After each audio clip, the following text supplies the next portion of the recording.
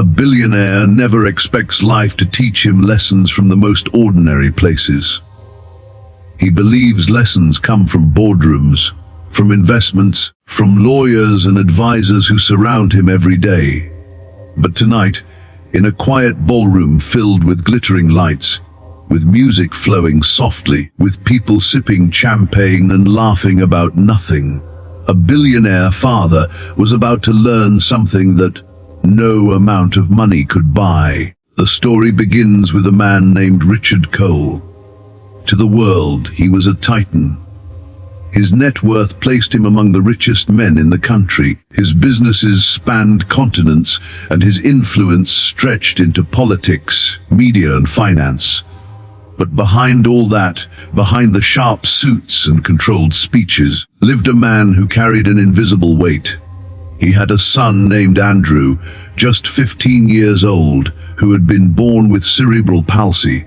Andrew was bright, full of humor, with a curiosity that could light up a room, but his body did not move the way he wanted it to. His steps were slow, his balance weak, and though he longed to live as freely as his classmates, he often needed assistance just to stand without stumbling. Richard loved his son deeply, but his love was a quiet one, wrapped in guilt. He wondered if his wealth had cursed the boy, if his relentless pursuit of success had taken something away from his family. He hid his feelings behind expensive gifts, specialized therapists, private schools, and custom equipment, all purchased with a swipe of his fortune. Yet none of it seemed to fill the emptiness in Andrew's eyes when he watched other kids run, dance, and live without limits. On this particular evening, Richard had been invited to a charity gala hosted at one of his own hotels. It was meant to honor children with disabilities, though for many wealthy attendees it was just another excuse to wear gowns, drink fine wine, and network. Richard had brought Andrew along reluctantly. He thought his son might feel inspired, maybe even proud, to see the event dedicated to children like him. But deep down, Richard feared Andrew would feel like an exhibit, pitied by people who didn't understand. The ballroom was alive with music. A string band played melodies that carried both joy and nostalgia. Couples floated across the polished floor, their movements graceful, practiced. Andrew sat in his chair, hands folded, watching quietly. Richard stood near him, his phone in hand, pretending to check messages, but really avoiding the uncomfortable silence between them. And then, something unexpected happened. A young waitress moved through the crowd, weaving between tables with a tray balanced easily in her hands. She was black, her hair tied neatly back, her uniform simple. There was nothing remarkable about her appearance to the wealthy guests, nothing that made her stand out in their eyes. But Andrew noticed her. She was smiling, not the forced smile of service, but a genuine warmth that lit her face every time she spoke to someone. She seemed to carry kindness as naturally as she carried glasses on her tray. When she reached Andrew's table, she bent slightly to meet his eyes. "Would you like something to drink?" she asked softly. Andrew shook his head, shy at first, but she didn't leave. Instead, she tilted her head and said, "Do you like the music?" Andrew nodded again, his eyes dropping. "You know," she said, setting the tray down, "I think you'd be a great dancer." Richard, overhearing, almost scoffed. He turned to correct her, ready to explain that his son's condition made such things impossible. But before he could open his mouth, the waitress held out her hand. "Want me to show you?" she asked. Andrew froze. His heart raced. He wanted to say yes, but fear gripped him. He had fallen before. He had been laughed at. He had felt the sting of pity. But her eyes were steady, full of belief, not mockery. Slowly, uncertainly, he reached out his trembling hand and placed it in hers. Richard's throat tightened. The waitress helped Andrew to his feet. His legs wobbled, his steps unsteady, but she didn't let go. She guided him to the edge of the dance floor, whispering, "We'll go slow, one step at a time. You lead, I'll follow." The band played on, unaware of the miracle unfolding. Andrew lifted one foot, hesitated, then stepped forward. She moved with him, matching his pace, following his uneven rhythm as though it were the most natural beat in the world. Another step, another.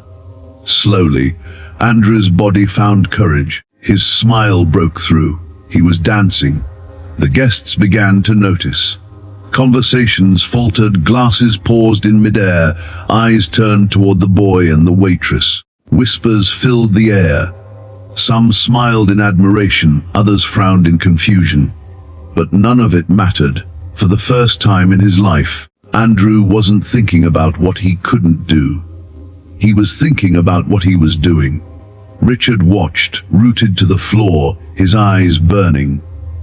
In that moment, something inside him cracked open. He had spent years believing he could fix his son with money, that he could shield him from pain with wealth. But here, with no money involved, no therapist, no expensive program, just the hand of a waitress who believed in him. Andrew was alive in a way Richard had never seen. When the song ended, the ballroom erupted in applause. Andrew's cheeks flushed red, his chest heaved, and his smile shone brighter than the chandeliers overhead. The waitress bowed to him like he was the king of the night, and in that instant, he truly was.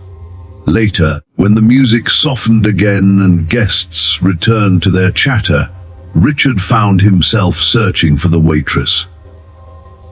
He discovered her near the kitchen, wiping her hands nervously, as though unsure if she had overstepped. "What's your name?" Richard asked. "Jasmine," she replied, hesitant. He swallowed hard. "Thank you, Jasmine. You gave my son something I never could." She shook her head. "All I did was dance with him. The rest was already in him. He just needed someone to believe it."